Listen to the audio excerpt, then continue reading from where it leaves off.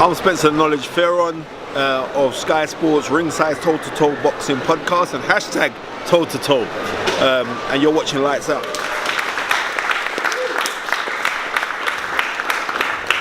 He loves taking your questions, so what we'll do is we'll do a little bit of a Q&A, maybe we'll do 5-10 questions. You guys ask whatever you want to ask. Ask him about things that you have questions about in boxing, in your personal career, and whatever it may be. And then afterwards we'll do a meet and greet up here. You guys will be able to take pictures with Badou. He'll have his belts. You guys will be able to take some pictures. But by all means, please ask away questions. Just raise your hands and we'll call on you guys and we'll take them question by question. Of course, the most embarrassing question is always the first guy that raises his hand. So who's going to be the bravest one to answer the first one? Yeah, that's usually what happens. Yeah, brother. What point in your career did you realize you could be a world champion? Well, I mean, I always believed in myself from day one that I could be a world champion.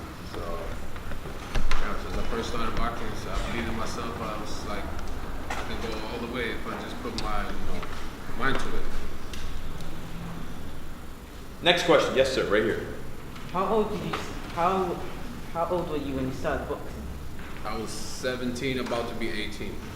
So I was pretty old. How old are you? I'm 14. 14. See? How many KOs you just did? I just did, or How many knockouts do you have? professional, I think I have 14 or 13 knockouts. 13, I think. What advice would you give to these young kids here that who are looking to come up in the boxing world, if they want to make it, be a successful professional boxer one day? Pick another sport. No, I'm joking. Just be prepared. It's going to be a hard, tough road. It's different for everybody. You never know. You could land with the right manager and promoter, right? And have a little easier way up. But in boxing, to the top is no easy way. You gotta really want to do it. If not, pick another sport. But if you really want it and you put your mind to it, anything is possible. That's a great question to piggyback off of that, champ. Like we were talking yesterday. Right now, everybody looks at Badou, and he's with Floyd. Floyd is such a he's larger than life. So everybody says, man, everybody that's with Floyd, is making it. But Badou had to struggle to get there. He didn't just have that door open. Just yesterday, we were talking about before he landed with Mayweather Promotions, he had bad management, or maybe not great management.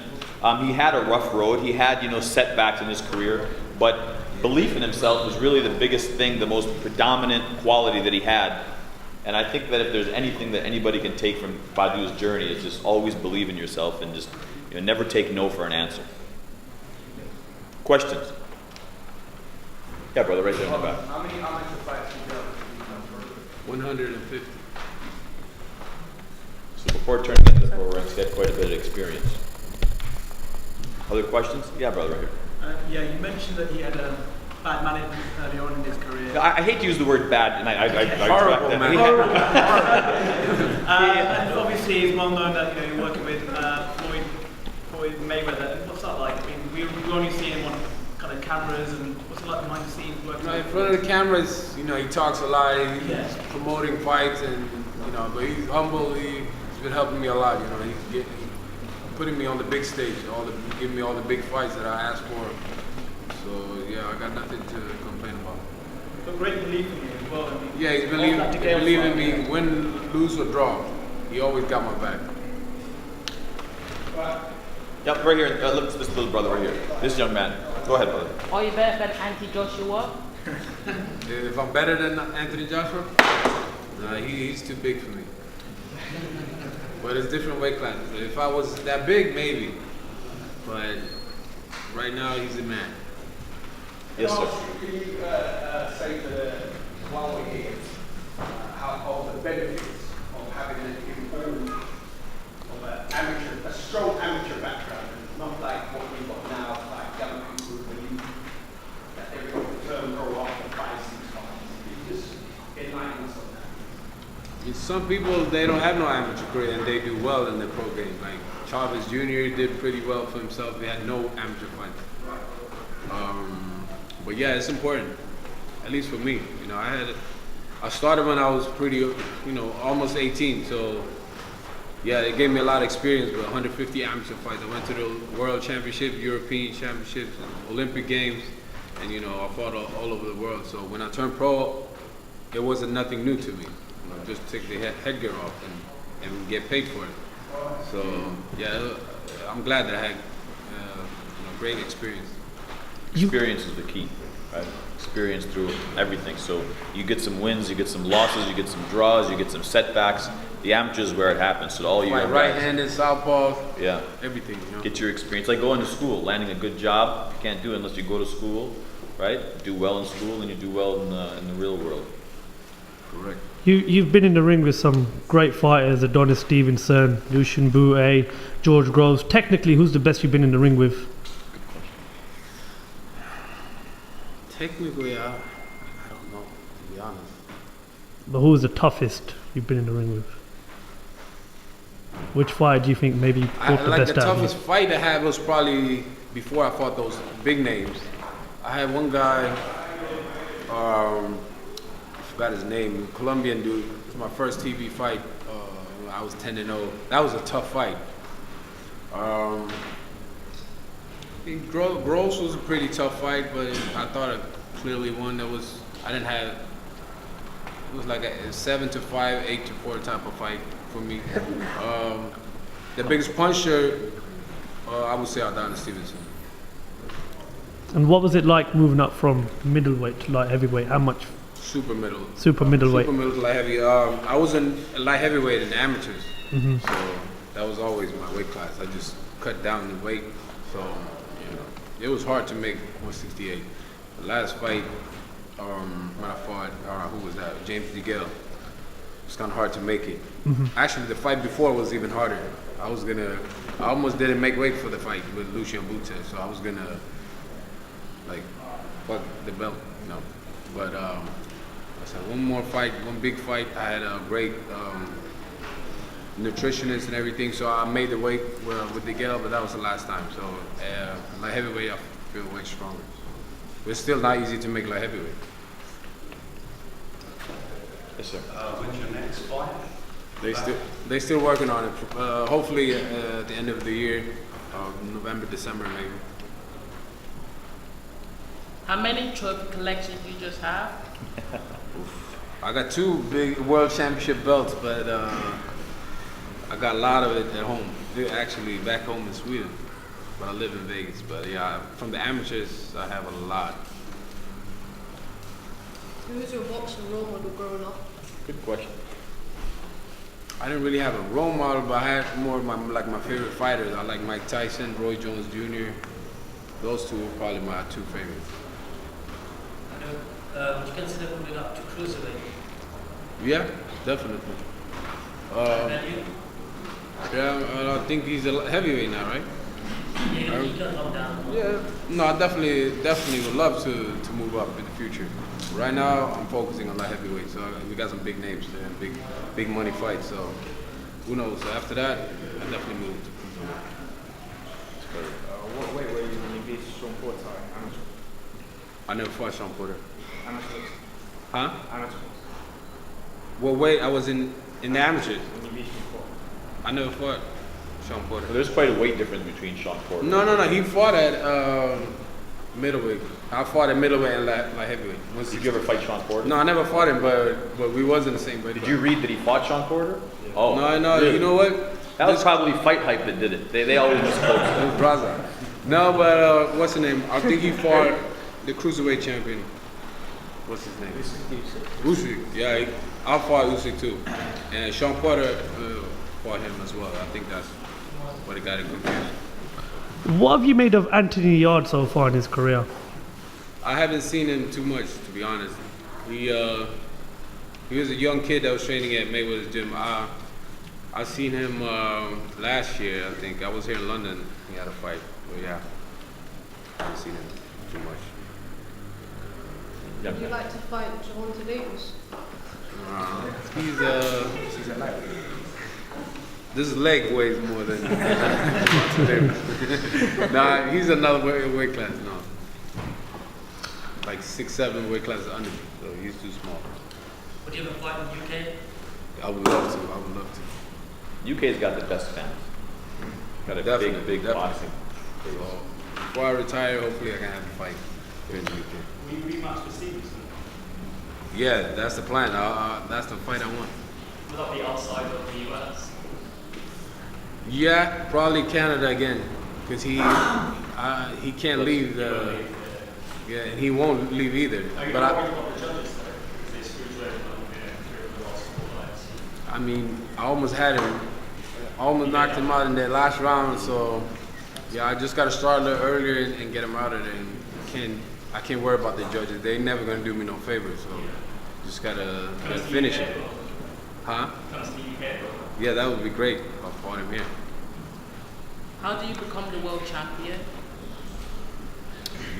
It's a lot of things. You got faith in God, train hard, get the right team behind you, and and you gotta win. Have you sparred Andrew to beat? And if you have, how did that go?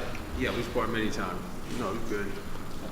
To be honest, I haven't sparred him in a couple of years. I think when I was a super middleweight, he was a cruiserweight. Yeah, that was good work. Do you think that KSI and Logan was an insult to boxing? Now we're talking.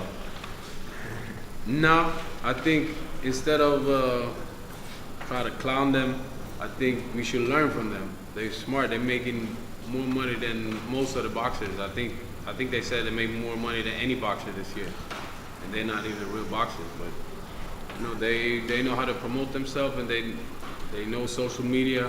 So you gotta give them credit to what they're doing. They're making Did you see money. Badou walk KSI out to the ring? Yeah. Fight Hype didn't report that. They said that there was no other boxers that were there, but that's okay. Badou was there walking KSI out. Of course, KSI came to Las Vegas and trained with Badou. But no, it's a very smart business move, right? And a lot of these fighters, and this is for you guys to even understand, that this is a business disguised as a sport. And when you guys market yourselves, and when you know your amateur pedigree, that's the most important thing in developing a name for yourself in the amateurs. Go through your losses, go through your wins, go through your experience. Like the champ said, fight the southpaws, fight the orthodox guys, you know, deal with bad media, deal with everything that you can possibly deal with. And then, when you turn professional, you got to turn it into a business. So what Badou's done, and one of the things that he's done very well at, is develop the Badou Jack name. He's got his nutrition line, Ripper Nutrition, supplement line. He started his Badou Jack Foundation, which right now is an organization that's helping refugees from across the world. He's focusing in on the Syrian and the Palestinian refugees, and he's starting, Badou Jack Promotions. He's got, a couple of different businesses outside of boxing based on his name. So when you talk about KSI and Logan Paul, why are we upset? Why is the boxing world shunning these guys who have a massive following and did a white-collar boxing event and made a ton of money? I think it's a brilliant business move, because at the end of the day, everybody has families to feed, and everybody has bills, and everybody aspires to do well financially. So I think there's a lot to be taken from that. And instead of us looking and laughing at it, I think there's a lot to be learned from it. What do you think the punishment should be in boxing for anyone that uses drugs? Good question.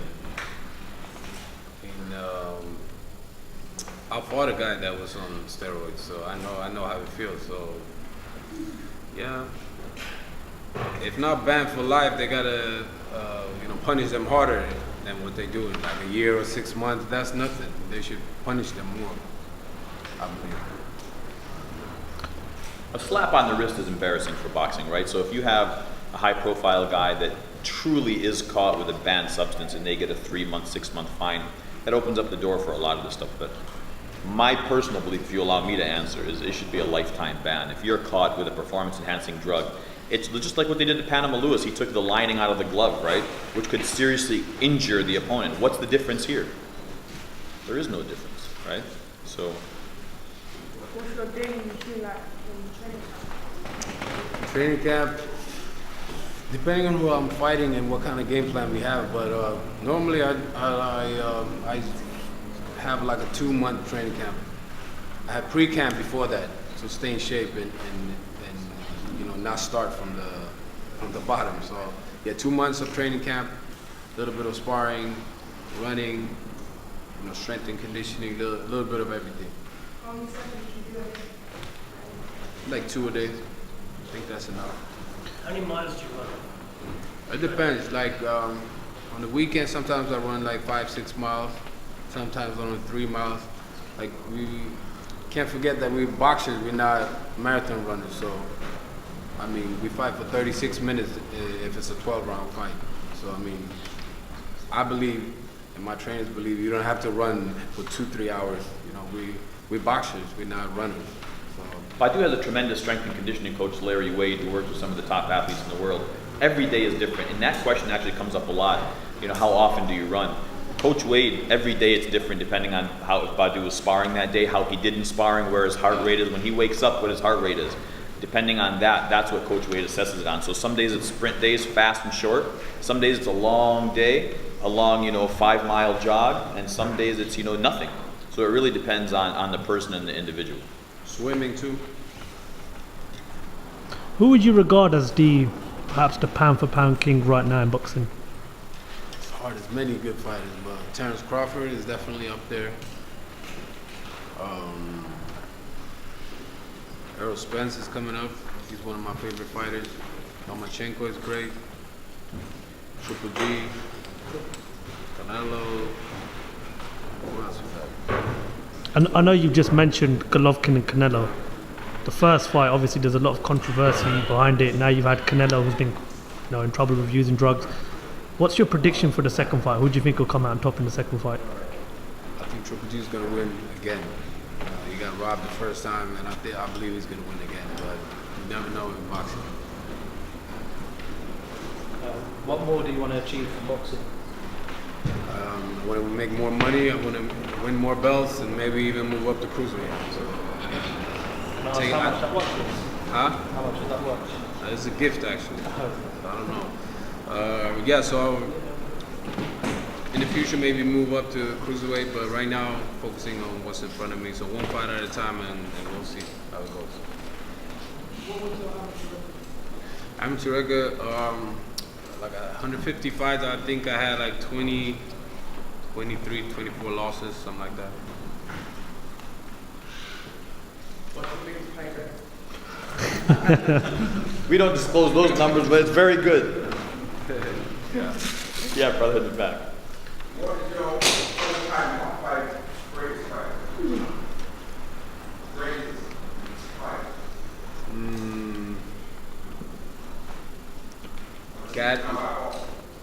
Gotti Ward, that's one of them. No, Gotti versus Mickey Ward. Irish Mickey Ward. Mickey Ward. Totally. That's one of them. Hagler Hearns. Great fight. Oh. How'd you mean? Oh, boxers. Okay, I thought you said fights. Sugar Ray Robinson. I like Pernell Whitaker. Roy Jones. Mike Tyson. Floyd. Sugar Ray Leonard. So many. I mean, back in those days, I didn't really follow boxing. I wasn't born, But one of my favorites is actually Roy Jones. What is your weight? My weight right now, I don't want to tell you. 175. If you could fight one fighter in history around your weight class, who would it be? Probably Sugar Ray Robinson. And how do you see that fight going? Do you think Andre Ward will return to boxing, and is that something that would interest you, fighting a great fighter such as Andre Ward? Absolutely, he's one of the greatest. Of course, but I don't think he's going to come back to... If he comes back, I don't think he comes back to light heavyweight. So, you never know, but I like Andre Ward. He's one of the greatest, and I wish him nothing but the best. Was it tough dealing with your first loss? No. You just got to suck it up and come back stronger. You win some, you lose some. And if you believe in yourself and you believe you can come back strong, the loss is nothing. Who has a better defense, Pernell Whitaker or Floyd? If you look at them now, Floyd, of course. But yeah, it's close though. Whitaker was great. I mean, You should look at him after boxing, then you know who had the best defense. James Toney had great defense. You know, he's mumbling, talking, you know. You never know. I know that Floyd Mayweather takes care of your business side of things. Does he ever get involved with training, with coaching? I know, not to undermine your current coaches. No, Do they give you he tips? comes in the gym and give me some good advice in between fights in the locker room and stuff. But during training camp, mostly it's my team, you know, my trainer Lou DeVal. But no, he always come in and support me and give me some advice, but not really focusing on training. You're not adopting the shoulder roll anytime soon? No, I have my own style. That's my advice for young fighters. Have your own style. You don't try to be. You can take a little bit from great fighters, of course, but you know, be original. Have your own style. All right, guys. So what we'll do now is you guys come in. We'll come into the ring if you could, one by one. Get some pictures with the champ. Have your cameras ready. We'll take it.